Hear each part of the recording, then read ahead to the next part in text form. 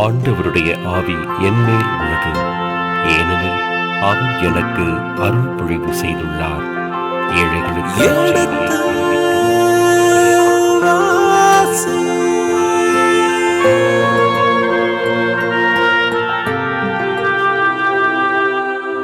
எடுத்து வாசி.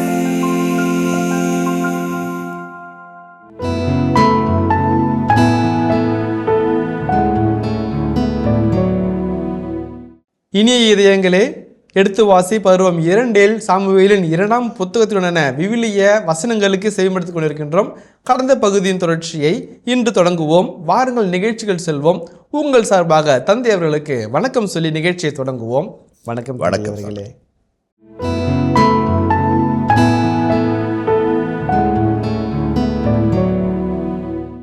அங்கே 40 ஆண்டுகள் அவரும் ஆட்சி செஞ்சார்.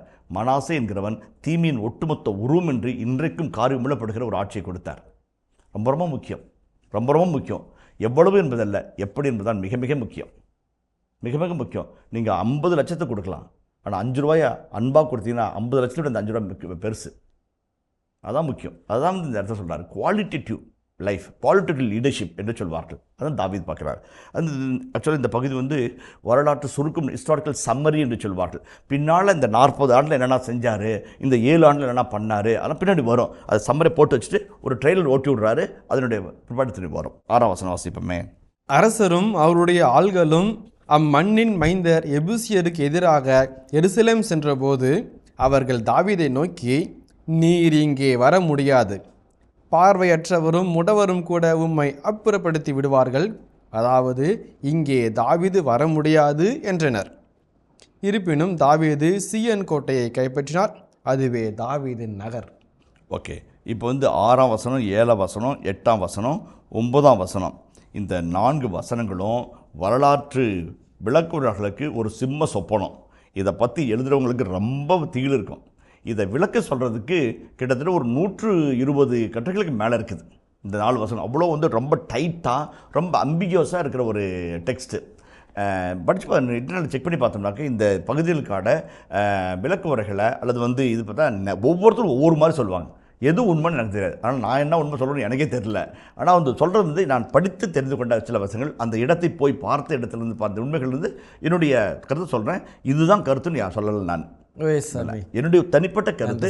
இது விளக்குறார்கள் பல்வேறு விதமாக விளக்கப்படலாம், புரிந்து கொள்ளப்படலாம். என்னுடைய கருத்தை நிராகரிக்கலாம். அதில் நான் எனக்கு எந்த விதமான ஆட்சேபனும் இல்லை. ஏற்றுக்கொள்ளவும் ஏற்றுக்கொள்ளாது உங்களுடைய கருத்து. வரலாற்று விழுநர்களுடைய கருத்துக்கள் 4ஆக பிரித்து ஒன்றா வைக்கிறேன். தாவீதும் அவருடைய ஆள்களும் அம்மண்ணின் மைந்தர் எபூசியருக்கு எதிராக எருசலேம் சென்றபோது அவர்கள் தாவீதை நோக்கி, யாரு அவர்கள்? யாரு? எபூசியர்கள். நீர் இங்கே வர முடியாது, பார்வையற்றவரும் மூடரும் கூட உம்மை அப்புறப்படுத்தி விடுவார்கள், அதாவது தாவீது இங்கு வர முடியாது என்றார்கள். இது எப்படி புரிஞ்சுக்கிறேன் சொல்லுங்களேன்? பார்வையற்ற குருடருங்க அல்லது நொண்டியும் கூட ஒன்று தோக்கடிச்சிடுவாங்க அப்படிங்கிறாங்க. என்ன சொல்கிறீங்க? சண்டைக்கு போனாங்கன்னா நாங்கள் யாருமே இல்லை, ஃபூங்கிற மாதிரி நீங்கள் ரொம்பவும் சிறியவங்க, நாங்கள் பலசாலிகள் அப்படின்ற பார்வை எடுக்கலாம் சாமி. 2வது அதாவது எபூசியர் மத்தியில் இவங்களும் படையில் இருந்தாங்க அப்படின்னும் பார்க்க முடியுங்க சாமி. சின்ன குழந்தைங்களை வச்சு ஒன்று அடிச்சு விட்ருவோங்கிற மாதிரியும் பார்க்கலாங்க சாமி. வெரி கரெக்ட், நல்லதான், நல்ல கடை புரிஞ்சுக்கிட்டீங்க. 4 விஷயம் சொல்கிறேன். ஒன்று ஒரு நாடு இன்னொரு நாடு போராடுகிறது என்றால் அந்த 2 நாடுகளுக்கான போராட்டம் மட்டுமல்ல, 2 நாடுகளின் கடவுள்களும் போராடுகிறார்கள் என்பதை நீதித்துறை புத்தகத்தில் விளக்கத்தில் சொன்னேன். இப்போ தாகோன் அல்லது கெமோஷ் அல்லது பபிலோனுடைய கடவுளாகிய மார்துக் இவர்களெல்லாம் கடவுள்கள் மட்டுமல்ல, அந்த நாட்டு படைகளின் தளபதிகள். சண்டைக்கிறது யாவை இறைவனுக்கும் மார்துக் கடவுளுக்கும். ஆகவே தான் நாடு கடத்தின பொழுது நம்ம கடவுள் சக்தி இல்லையா, மார்துக் கடவுள் தோத்துட்டாரா அப்படிங்கிறார். கடவுள் என்ன சொல்கிறார்? உங்களை மீட்க இயலாதவன் கரங்கள் குறுகி விடலாங்கிறார். I'm not insufficient God. வல்லவர், நல்லவர், போதுமானவர். போதுமான எதுக்கு? உன்னை பாதுகாக்க, உன்னை மீட்டெடுக்க, அவனை துரத்தி அடிக்க எனக்கு போதும், இவர் போதும். அதான் அந்த பாட்டுடைய அர்த்தம். அப்போ இந்த சொல்கிறதுல 2 நாடுகளின் கடவுளின் போராட்டம். எப்போ நீ வர அப்படின்னாக்க, நீ உன் சாமியோட வரல, எங்கள் சாமி வல்லமை. இந்த இடத்துல நீ நெருங்க முடியாது, நெருங்கின பஸ்மமாகிடுவேன் என்கின்ற ஒரு மேஜிக்கல் ஸ்பெல் அங்கே காசு பண்ணியிருப்பாங்கன்றாங்க. இந்த இடத்துல நீ கஸ்டமாயிட வர முடியாது.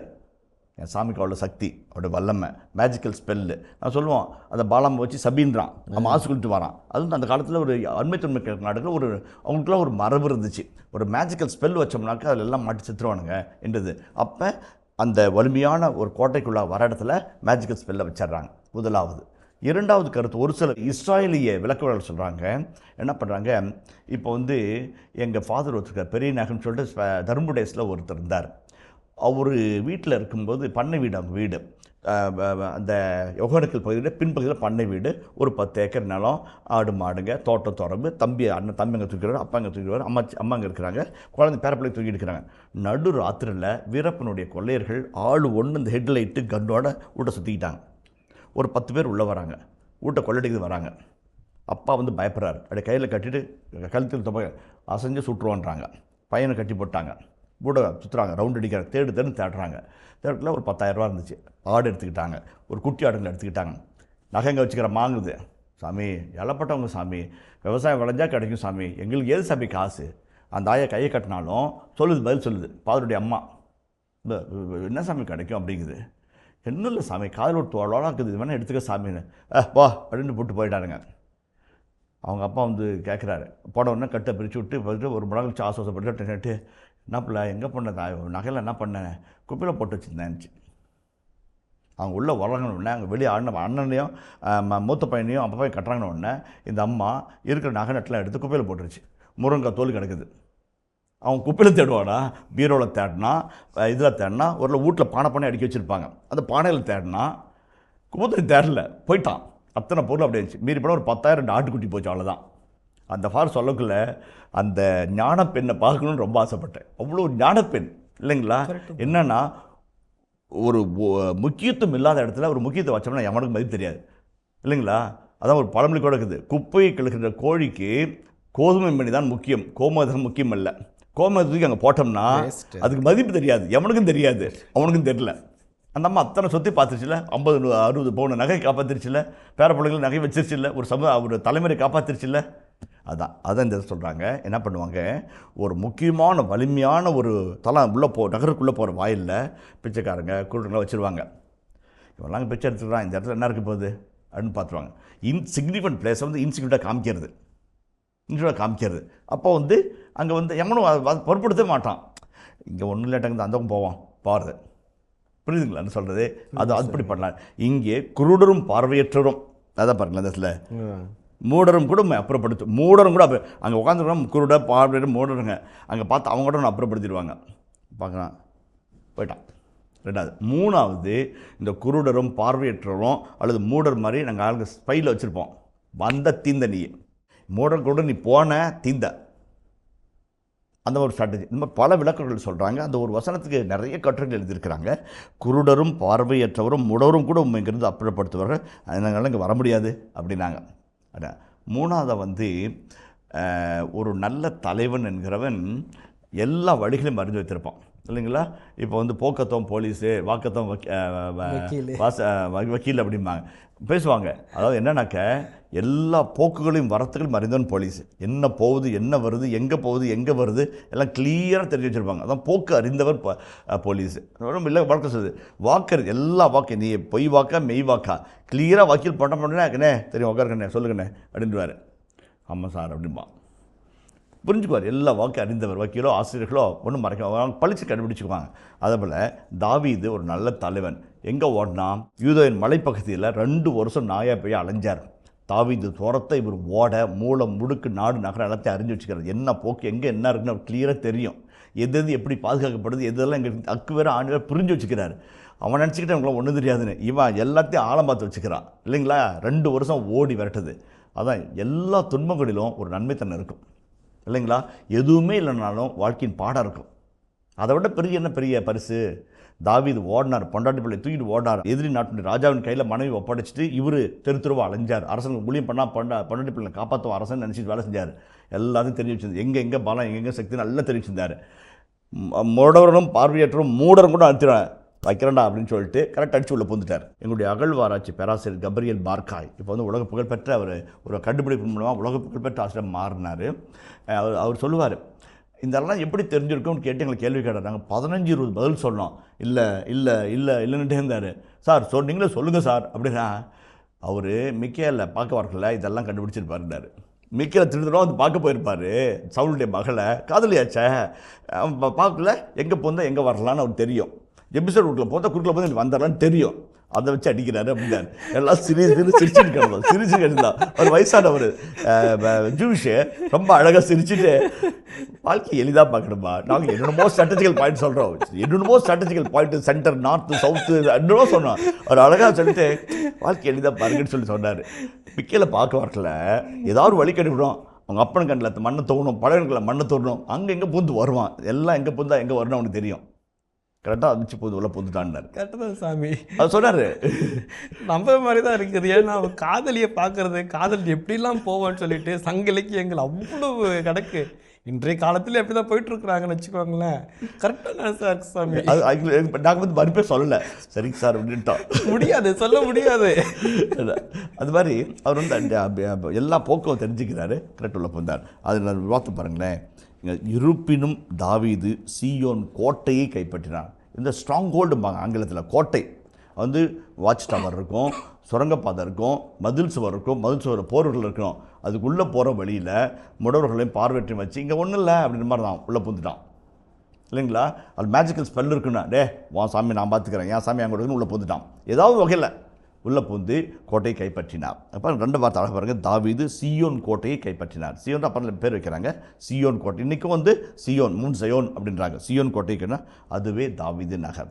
அவன் உள்ளே போன நாள்லேருந்து இன்னைக்கு வரைக்கும் சிட்டி ஆஃப் டேவிட் தான். அந்த இடத்து போன மனசெல்லாம் புல்லரிச்சு போகும், அப்படியே பரவசமாக இருக்கும். சீயோன் நகரம், அந்த தாவீது நகர் இவ்வளோ அழகாக இருக்கும். ஒரு சின்ன எங்களுடைய ப்ரொஃபஸர் சொல்லுவார், அது வந்து ஒரு ஜஸ்ட் ஒரு ஹாட் டாக் மாதிரி தாங்க இருக்கும் பார், இப்படி போய் இப்படி இருக்கும், அவ்வளோதான். ஒரு சின்ன பகுதி தான், ஆனால் அதுதான் தாவீது வென்ற பகுதி. இன்றைக்கு விருட்சமாய் வேராய் உலகம் முழுவதும் இஸ்ராயல் மக்களை கொண்டு சேர்க்கிற ஒரு யூத சமூகத்தினுடைய ஒட்டுமொத்த மையப்புள்ளியாக அது இருந்தது. கோட்டையை கைப்பற்றினார், சீயோன் கோட்டையை கைப்பற்றினார். அதுவே இன்றைய தாவீது நகர். அழகாசன் முடிக்கிற பாருங்க.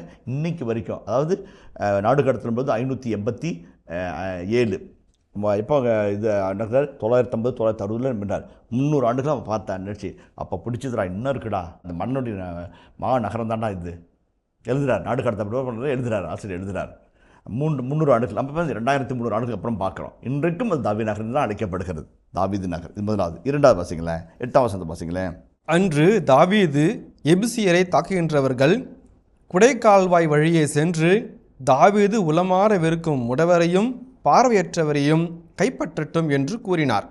ஆகவே பார்வையற்றவரும் முடவரும் கோவிலுள் நுழையலாகாது என்று கூறப்பட்டது. அதான் பாருங்கள், ரொம்ப இருக்குது. அதாவது எபூசியர்களுடைய கோட்டைக்குள்ளே போகணும்.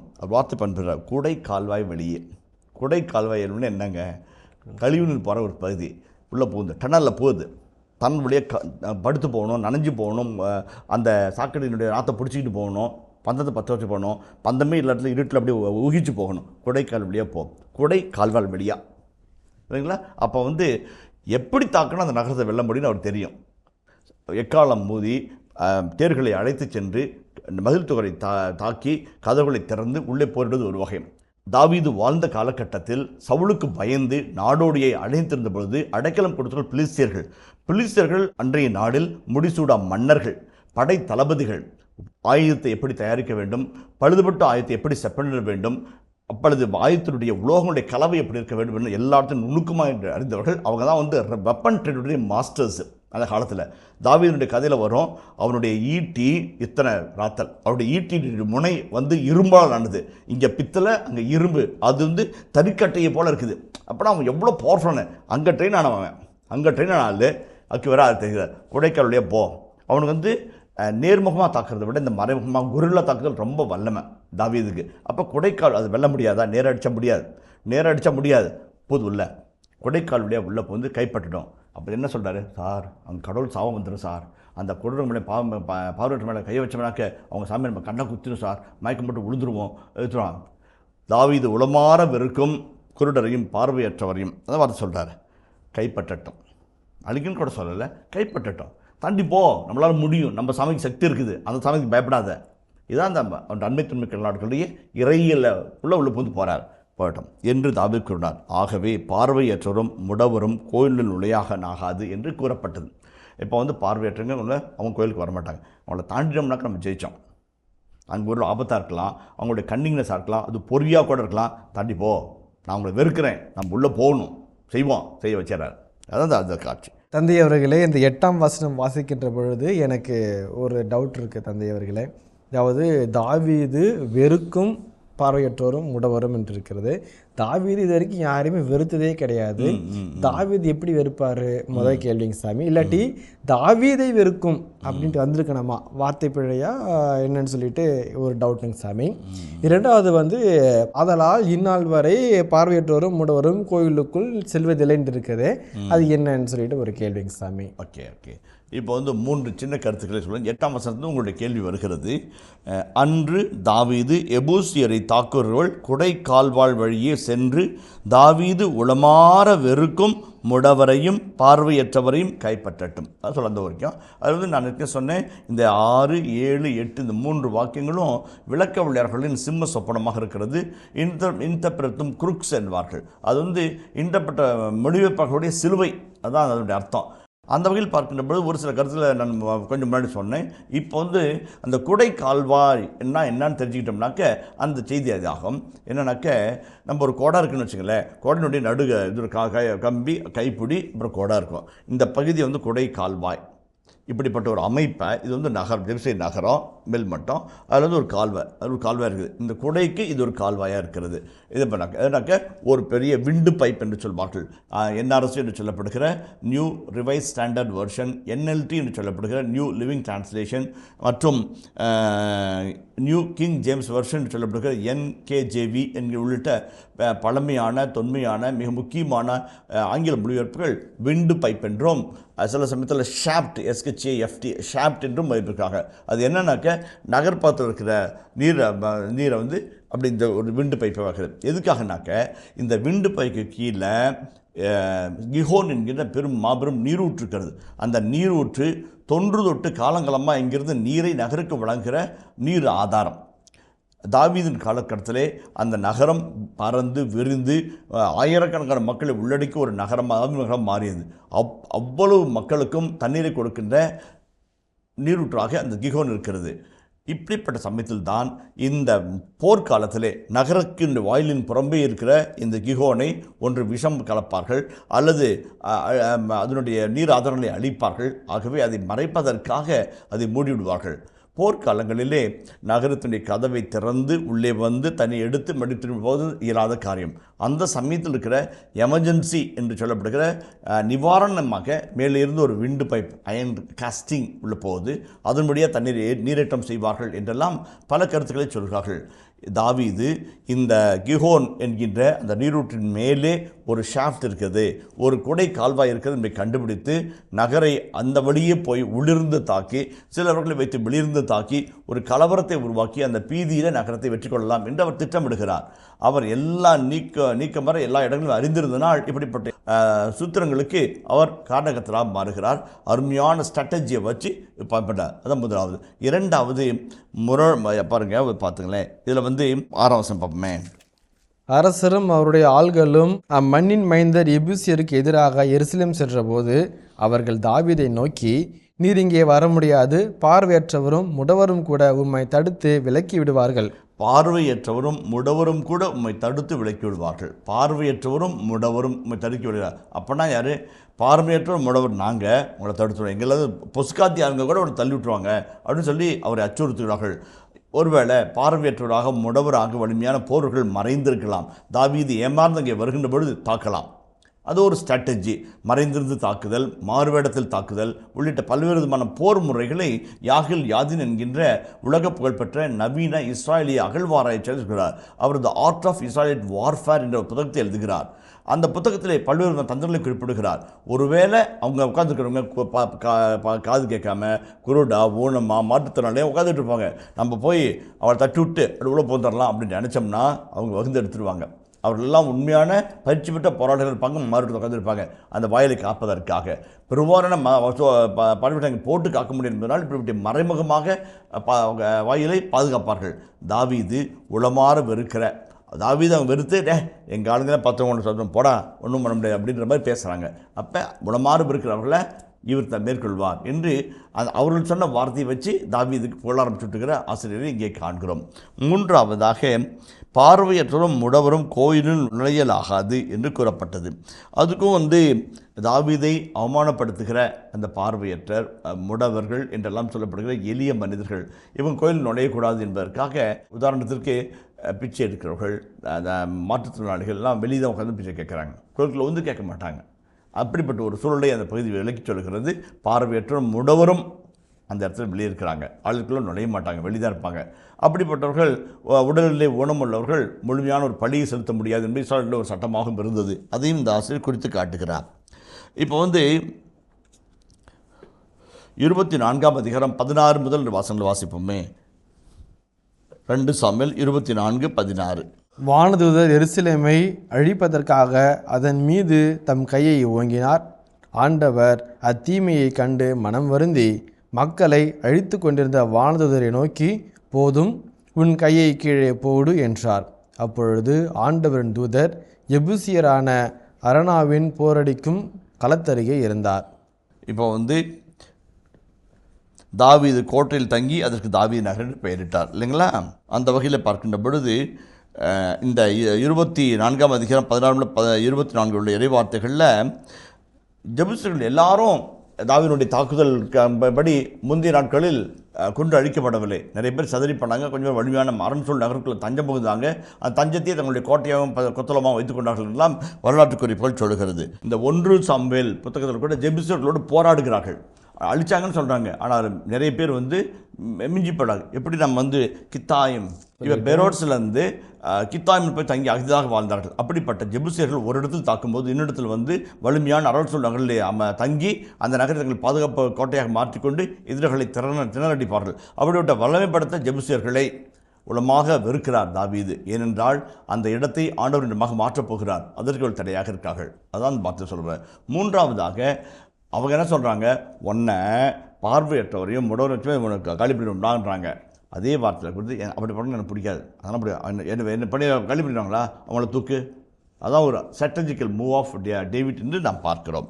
இப்போ 9ஆம் வசனத்தில் தாவீது நகர் என்று பெயரிட்டார். அவர் தன்னுடைய பெயருக்காக வைக்கவில்லை என்றாலும் அவருக்கு அடையாளமாக மாறுகிறது. எருசலேம் என்பது வெகு தூரம் இல்லை, 4 மைல்கள் தொலைவில் இருக்கிற பெத்லகேமுக்கு அருகில் இருக்கிறது. மையப்புள்ளியாக பெத்லகேம் விளிம்புநிலை பகுதியாக இருந்தாலும் 4 கிலோமீட்டர் தொலைவில் தான் எருசலேமுக்கு பெத்லகேம் இருக்கிறது. எருசலேமிலிருந்து 3 மணி தொலைவில் தெக்காவோ என்கின்ற ஒரு சின்ன ஊர் இருக்கிறது. அங்கே இருந்தால் ஆமோஸ் இறைவாக்கன் வருகிறார்.